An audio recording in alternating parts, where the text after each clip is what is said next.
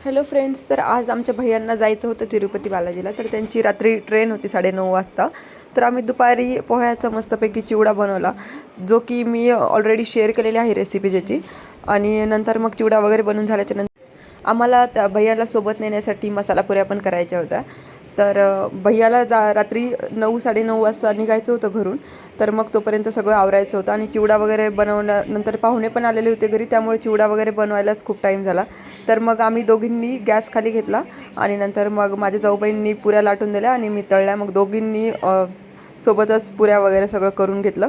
पण त्याच्यामध्ये खूप टाईम गेला आणि भैयाच्या ट्रेनचा टाईम होत होता. मग त्यांना जेवण वगैरे करून पण जायचं होतं आणि जो रोजचा स्वयंपाक असतो पोळी भाजी वगैरे तो पण करायचा बाकी होता.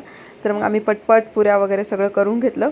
आणि जर तुम्हाला मसाले पुऱ्यांची जर रेसिपी पाहिजे असेल तर प्लीज मला कमेंट करून सांगा, जेणेकरून मग मी नेक्स्ट टाईम मसाले पुऱ्या जेव्हा करेल तेव्हा चॅनलवर अपलोड करून देईल.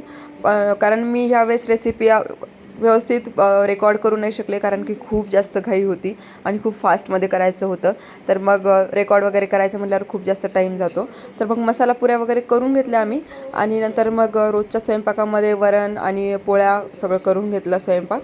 आणि नंतर भैयाची 9:30 वाजता ट्रेन होती, म्हणून त्यांना 9:15-9 वाजताच घरून निघायचं होतं. काही साध्या पुऱ्या केल्या आणि काही पोळ्या करायच्या होत्या आम्हाला. वरण लावलं आणि भात लावून घेतला रोजच्या जेवणासाठी. जर आजचा व्लॉग तुम्हाला आवडला असेल तर प्लीज चॅनलला लाईक, शेअर आणि सबस्क्राईब करा आणि नोटिफिकेशन ऑन करून द्या. थँक्स.